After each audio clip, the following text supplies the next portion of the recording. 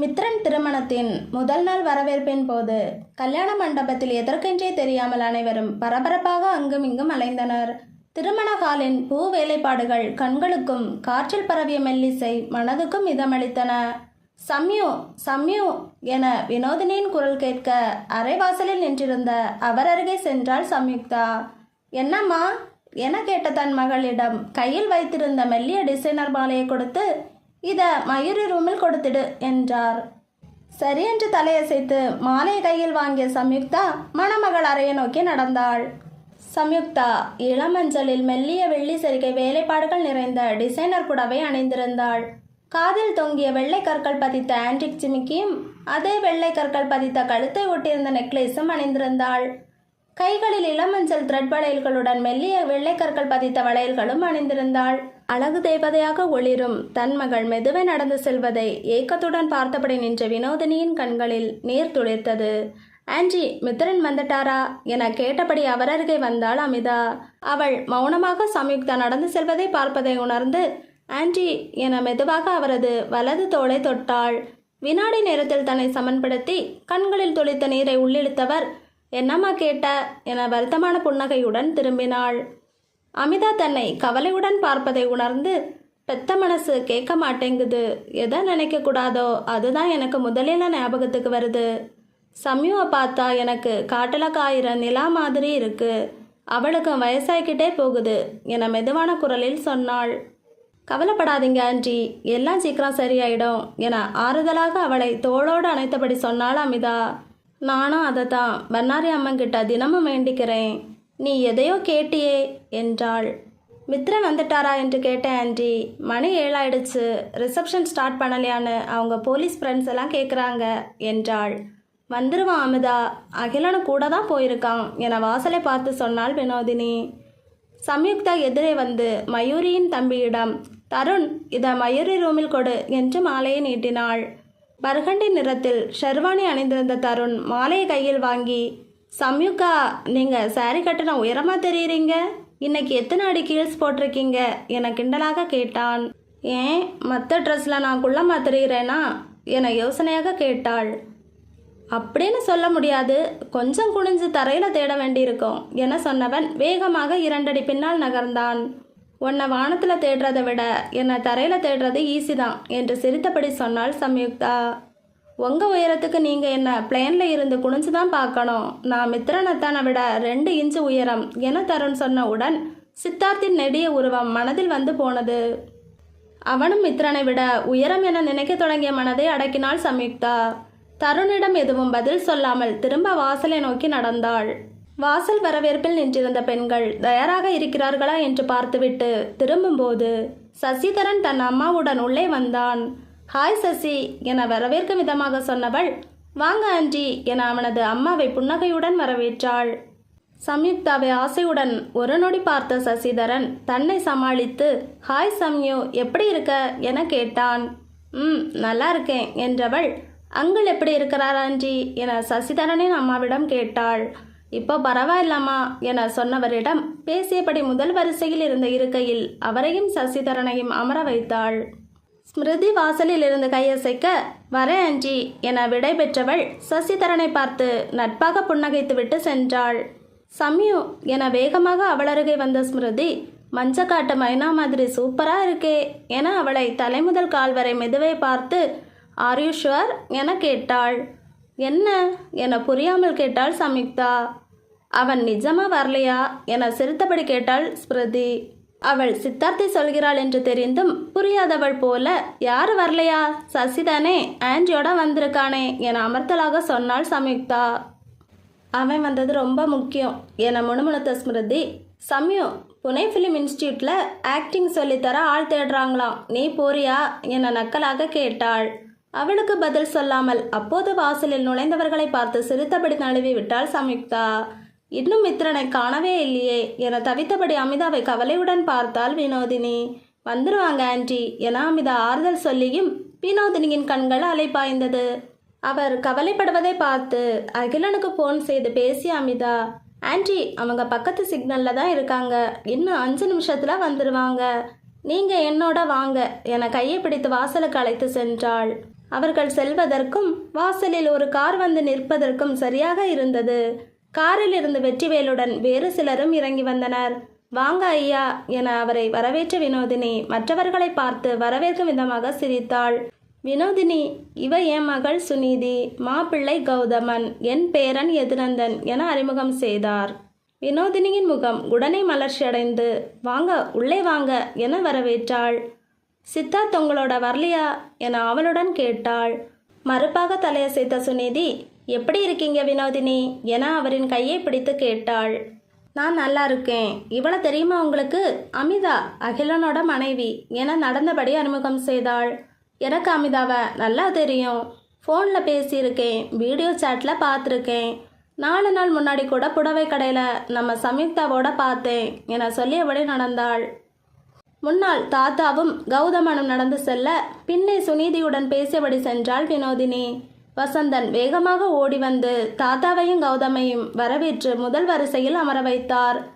நந்தன், சென்னை பிடிச்சிருக்கா என எதிரந்தனை திரும்பி பார்த்து கேட்டாள் அமிதா. நான் சென்னைக்கு ஏற்கனவே 2 தடவை வந்திருக்கேன் என அமிதாவை ஏறிட்டு பார்த்தவன் சொல்ல வந்ததை பாதியிலேயே நிறுத்தினான். அவனை சிரித்தபடி பார்த்த அமிதா, நந்தன், நான் சித்தார்த்துக்கு சிஸ்டர் என்றால் உனக்கும் அக்கா தான், என்னை அப்படியே கூப்பிடலாம், நோ ஒரிஸ் என சொன்னாள். அப்படி கூப்பிடணுமா என்று தான் யோசிக்கிறேன் என பிரவுன் நிற கண்கள் மின்ன சொன்னவனை புரியாமல் பார்த்தாள் அமிதா. நீங்கள் ஃபோட்டோவில் இருக்கிறத விட நேரில் ரொம்ப அழகாக இருக்கீங்க. எதுக்கு அக்கானு கூப்பிட்டுட்டு ஒரு கோல்டன் சான்ஸை மிஸ் செய்யணும் என உதடுகள் வளைய கண்கள் சிரிக்க சீரியஸான முகத்துடன் சொன்னான். அமெரிக்காவில் செகண்ட் மேரேஜ், பையனை விட பொண்ணுக்கு வயசு அதிகமாக இருக்கிறதெல்லாம் ஒரு மேட்ரே இல்லை. பூரணி பாட்டி வீட்டுக்கு வர மருமக தமிழ் பொண்ணு என்று மட்டும்தான் கண்டிஷன் போட்டிருக்காங்க. மற்ற விஷயத்த மேனேஜ் செஞ்சிடலாம் என அமர்த்தலாக அவன் சொன்னவுடன் எட்டி அவன் காதை திருகிய அமிதா, மூக்கு நீளமா ஷார்ப்பாக இருந்தா இப்படி தான் யோசிக்க தோணும் என இன்னொரு கையினால் அவன் மூக்கை இழுக்க முயன்றாள். லாவகமாக நகர்ந்து அவளது கையை தட்டி விட்டவன், அமிச்செல்லம், பொது இடத்துல இத்தனை வைலண்டா நடத்துறியே, அகிலன வீட்டில் தனியா என்ன பாடுபடுத்துறியோ? ஃபோட்டோவில் ஒன்ட்டு இருந்து அகிலன் 2 அடி தள்ளி நிற்கும் போதே நான் உஷாராக இருக்கணும் என பெருமூச்சு விட்டபடி சொன்னான். அமி, உன்னை போல வயலண்ட் பொண்ணுங்க எனக்கு செட்டே ஆகாது. நீ அகிலனையே லைஃப் ஃபுல்லாக பின்னி எடு. உன் தங்க சுமிதா க்யூட்டாக இருந்தா, அவ இன்னும் கமிட் ஆகலைல்ல. கடைசி தடவை பார்க்கும்போது ஸ்டேட்டஸ் சிங்கிள் என்று தான் போட்டிருந்தா என அவன் சீரியஸாக சொன்னவுடன் அடக்க முடியாமல் சிரித்து விட்டாள். அமி, நீ சிரிக்கும்போது எத்தனை அழகா இருக்க தெரியுமா என ரசனையுடன் சொன்னவனிடம் ஃப்ளோட் செய்கிறதுக்கு ஒரு வரமுறையே இல்லையாடா என கேட்டாள். பொண்ணுங்க அழகாக இருந்தால் மட்டும்தான் வரமுறை. மற்றபடி எந்த வயசாக இருந்தாலும், எந்த நாடாக இருந்தாலும், எந்த இனமாக இருந்தாலும் எனக்கு வித்தியாசமே கிடையாது என முகமலர சிரித்து, எல்லா நாட்டு பெண்களுக்கும் ஒரே மாதிரி தான். அவங்க வயசுக்கேற்ற மாதிரி கொஞ்சம் மாற்றி பேசினா போதும். அவங்க அழகாக இருக்காங்கன்னு முதல்ல சொல்லிட்டு அதுக்கு பிறகு என்ன சொன்னாலும் பெருசாகவே எடுத்துக்க மாட்டாங்க என சொன்னான். போதும், விட்டா பேசிகிட்டே இருப்ப. உங்கள் அப்பா கூட போய் உட்காரு. அந்த தப்பை மட்டும் என்னைக்கும் செய்யவே கூடாது. எப்பவும் அவரிடமிருந்து ஒரு 100 அடி டிஸ்டன்ஸ் மெயின்டைன் செய்யணும். நம்ம சுமி எங்க? கண்ணில் சிக்கவே மாட்டேங்கிறா. அவ வரலையா என தன் கண்களை சுழல விட்டபடி கேட்டான் நந்தன். அப்போது ரிசப்ஷன் ஸ்டேஜில் ஆழ்ந்த கிரே நிற சூட்டில் மித்ரன் புன்னகையுடன் வந்து நிற்க, அவன் அருகே மயில் கழுத்து நிற லெகங்காவில் மயூரி முகத்தில் வெட்கத்துடன் வந்து நின்றாள். ஃபோட்டோகிராஃபரும் வீடியோகிராஃபரும் மணமக்களை தனியே நிற்க வைத்து ஃபோட்டோ ஷூட் எடுத்தனர். மயூரி கையசைத்து அவளை மேடைக்கு கூப்பிட தலையசைத்து மறுத்தாள் சம்யுக்தா. மித்ரனும் அவளை கூப்பிட வேறு வழியின்றி மேலே சென்று மணமக்களின் அருகே நின்றாள். அவர்களுடன் நின்று போட்டோ எடுத்துக்கொண்டவள் கீழே நின்றிருந்த மயூரியின் தம்பி தருணையும் மேலே வர சொன்னாள். போட்டோகிராஃபர் ஃபோக்கஸ் லைட்டை போட்டு அவளை நேரே பார்க்க சொன்னார். அவள் அருகே சற்று தள்ளி நின்ற தருணை அவள் வர சொல்லியும் வராமல் தயங்கி நின்றான். போட்டோ எடுத்து முடித்ததும் அவன் கையை பிடித்து தன்னருகே நிற்க வைத்து சிரித்தபடி இன்னும் ஒரு போட்டோவிற்கு போஸ் கொடுத்தாள். கீழே நின்றிருந்த வசந்தனும் வினோதினியும் அவளை திகைப்புடன் பார்க்க அடக்க முடியாத சிரிப்புடன் அமிதாவும் சுரதியும் அவளை பார்த்தனர். என்னவென்று புரியாமல் மணமக்களை பார்க்க அவர்களும் பொங்கி வந்த சிரிப்பை அடக்கியபடி நின்றனர். ஏதோ தோன்ற தன் வலது பக்கம் நிமிர்ந்து பார்த்தவள் அவளது கைப்பிடிக்குள் நின்றபடி தன் நீல கண்களால் கூர்மையாக பார்த்தவனை கண்டு அதிர்ந்தாள். சித்தார்த்தை தன்னருகே பார்த்ததும் சம்யுக்தாவிற்கு ஒரு நொடி எதுவும் புரியவில்லை. காண்பது கனவா நினைவா என்று தெரியவில்லை. சித்தார்த் ஏன் திருமணத்திற்கு வரவில்லை என்று 4 நாட்களாக யோசித்ததால் பக்கத்தில் நிற்கும் தருணை சித்தார்த்தாக மனம் உருவகம் செய்கிறதோ என தடுமாறினாள். தருண் என்று நினைத்து அவனது கையை பற்றி போட்டோ எடுத்துக்கொள்ளும் போது தெரியாவிட்டாலும் எதிரில் நிற்பவர்களின் முகத்தில் பார்த்ததும் சம்யுக்தாவிற்கு அது தனது மனசித்திரம் இல்லை என்பது தெரிந்து போனது. அவளது இதயம் ஒரு நொடி நின்று போய் செவிகள் அடைத்து கொண்டது. அவளை கூர்மையாக துளைத்த நீல கண்களை பார்த்து முதலில் சற்றே அதிர்ந்தாள். ஆனால் அவளையும் மீறி மனதில் தோன்றிய இனிமையான உணர்வு கண்களில் மிகையான ஒளியாகவும் முகத்தில் மலர்ச்சியாகவும் வெளியில் தெரிந்தன. அந்த தருணத்தில் உலகத்தில் அவர்கள் இருவர் மட்டுமே தனித்திருப்பதாக அவளுக்கு தோன்றியது. அவனது நீல கண்களின் ஆழத்தில் விழுந்து கரைந்து விட விரும்பினாள். ஆனால் அறிவோ 1.5 வருடங்களாக அவன் தொடர்பு கொள்ளக்கூட முடியவில்லை என்பதை நேரங்காலம் தெரியாமல் அவளுக்கு நினைவுறுத்தியது. ஒரு நொடியில் கட்டுகளை உடைத்து கொண்டு ஓடிய தன் மனதையும் உணர்வுகளையும் இழுத்து பிடித்து சமன் செய்தாள். அகிலனிடம் பேசும்போது திருமணத்திற்கு சித்தார்த் வரவில்லை என்று தானே மித்ரன் சொன்னான் என யோசித்தவள் தன் முகத்தை இயல்பாக திருப்புவது போல் மறுபுறம் திருப்பினாள். மேடையில் அனைவரது பார்வையும் பதிந்திருப்பதை உணர்ந்தவள் சித்தார்த்தை பிடித்திருந்த தன் கையை இயல்பாக விலக்க முயன்றாள். ஆனால் அவனோ அழுத்தமாக அவளது கையை பிடித்திருந்தான். முகத்தின் புன்னகையை சற்றும் மாற்றாமல் தன் கைகளை அவனிடமிருந்து மறுபடியும் விடுவிக்க முயன்றாள். அவனோ சிறிதளவு கூட பிடியை தளர்த்தாமல் அவளை பார்த்து சிரித்தான். வலுக்கட்டாயமாக அவனது கைகளை விலக்கி அனைவரின் எதிரே சீன் கிரியேட் செய்ய அவள் விரும்பவில்லை. சித்தார்த் தனது இடது கையில் அவளை பிடித்தபடி அவனது வலது கையை நீட்டி மித்ரனிடம் கங்க்ராட்ஸ் மித்ரன் என சிரித்தபடி சொன்னான். சித்தார்த்தின் கையை புன்னகையுடன் பிடித்த மித்ரன், தேங்க்ஸ் டியூட், நீ வரமாட்டேன்னு சொன்ன என கேட்டான் மித்ரன். ஓ வெட்டிங்க்கு எப்படி நான் வராமல் இருக்க முடியும்? உனக்கு ப்ளசன்ட் சர்ப்ரைஸ் கொடுக்கத்தான் அப்படி சொன்னேன் என கண்கள் மின்ன சொன்னான். சர்ப்ரைஸ் எனக்கு மட்டும்தானா இல்லை என சம்யுக்தாவை பார்த்தபடி புருவத்தை தூக்கினான் மித்ரன். தெரியல, மற்றவங்களுக்கு அது சர்ப்ரைஸாகவும் இருக்கலாம், ஷாக்காகவும் இருக்கலாம் என சம்யுக்தாவை பார்த்து சொன்னவன், congrats Mayuri, you are so lucky to have Mithran என ஆழ்ந்த குரலில் சொன்னான்.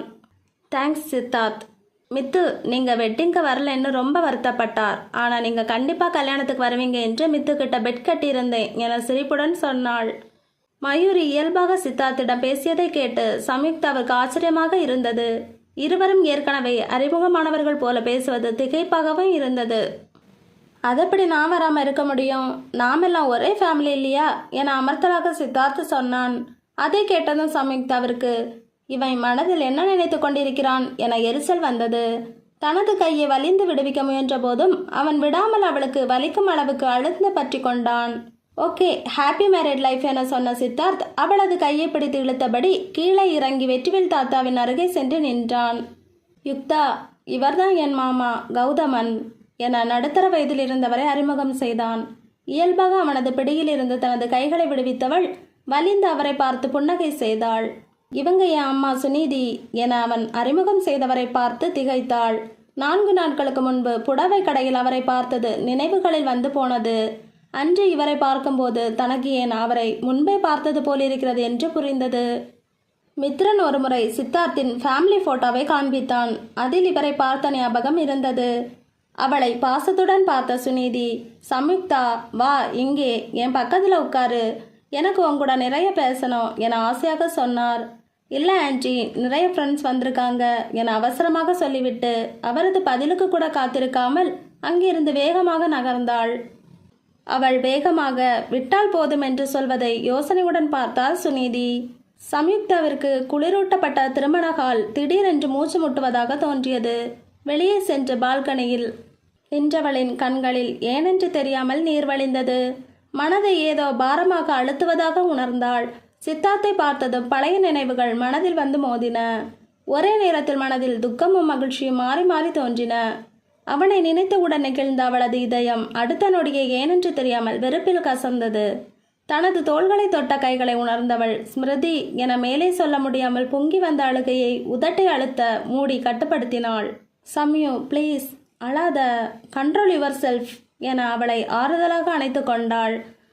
ஸ்மிருதி, இவன் ஏன் இப்படி செய்கிறான்? என் கல்யாணத்தை தான் நடக்க விடாமல் நிறுத்தினான். காலையிலேருந்து நான் எவ்வளோ ஹாப்பியாக இருந்தேன் தெரியுமா? இவன் வந்து எல்லாத்தையும் கெடுத்துட்டான் என சொல்லும் போதே அவளது கண்களில் நீர் வழிந்தது. சம்யு, அவனை கண்டுக்காத, நீ வருத்தப்பட்டா எங்க எல்லாருக்கும் கஷ்டமாக இருக்கும்.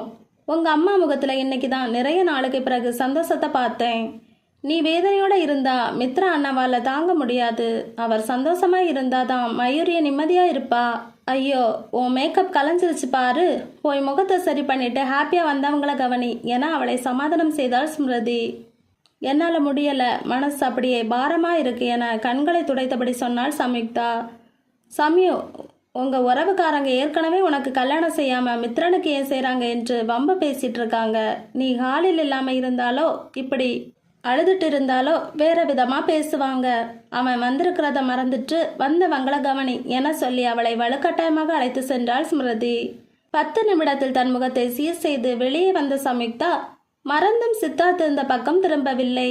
தோழிகளிடமும் தெரிந்தவர்களிடம் பேசியதில் மனதின் இறுக்கம் தளர சிறிது நேரத்திலேயே இயல்பான நிலைக்கு திரும்பினாள். எங்கு சென்றாலும் சித்தார்த்தின் பார்வை தன்மேல் படைந்திருப்பதை உள்ளுணர்வால் உணர்ந்தாலும் அதை பொருட்படுத்தாமல் இருக்க முயன்றாள்.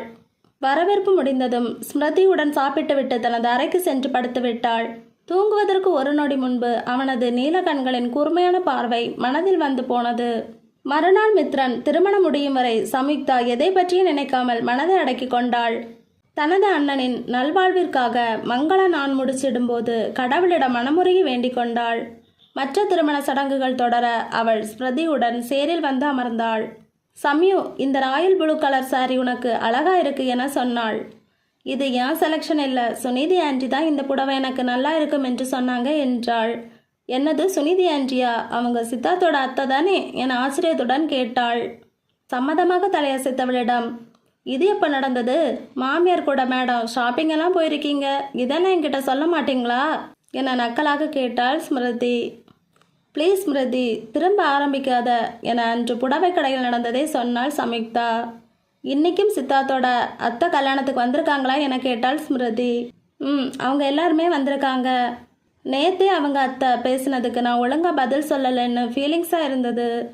அவங்க இந்த கல்யாணத்துக்காக தான் அத்தனை தூரம் வந்திருக்காங்க. இப்போ கூட அங்கே தனியாக தான் உட்கார்ந்துருக்காங்க என சற்று தொலைவில் அமர்ந்திருந்த சுனிதியை காண்பித்தாள் சம்யுக்தா. அதே நேரத்தில் அவரும் திரும்பி சம்யுக்தாவை பார்த்து இயல்பாக புன்னகைத்தார்.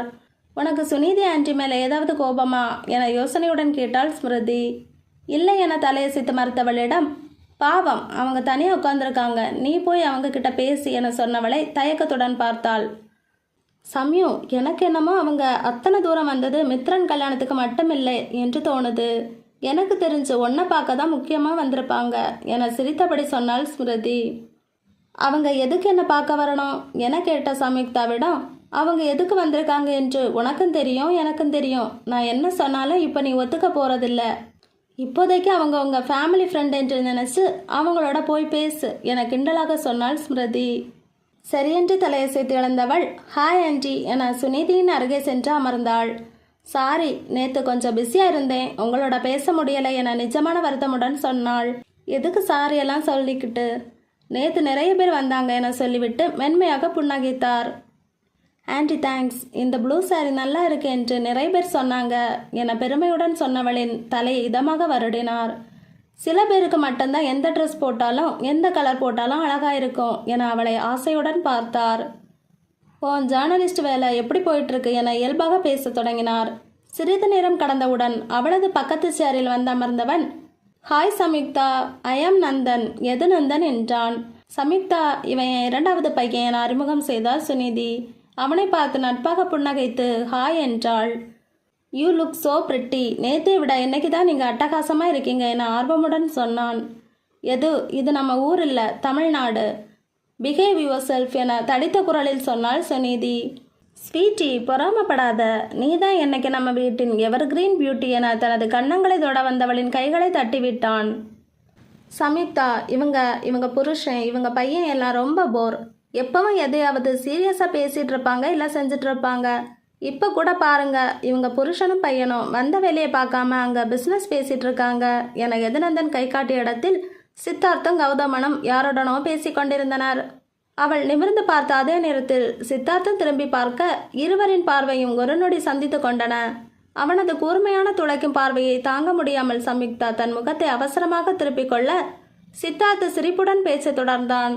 சம்யுக்தா, நீங்க வெக்கப்பட்ட இன்னும் அழகா இருக்கீங்க என எதுநந்தன் சொல்ல அவன் எதற்கு அப்படி சொல்கிறான் என புரியாமல் அவனை பார்த்தாள் சம்யுக்தா.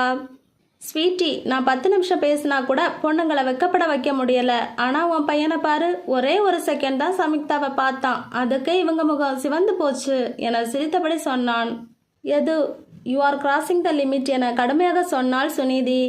ஓகே என தோளை குலுக்கியவன், சமிக்தா, நீங்கள் 10 நிமிஷம் முன்னாடி ஒரு ஆலிவ் கிரீன் ட்ரெஸ் போட்டிருந்த பொண்ணோட பேசிகிட்டு இருந்தீங்களே, அவங்க பேர் என்ன என்று சீரியஸாக கேட்டான்.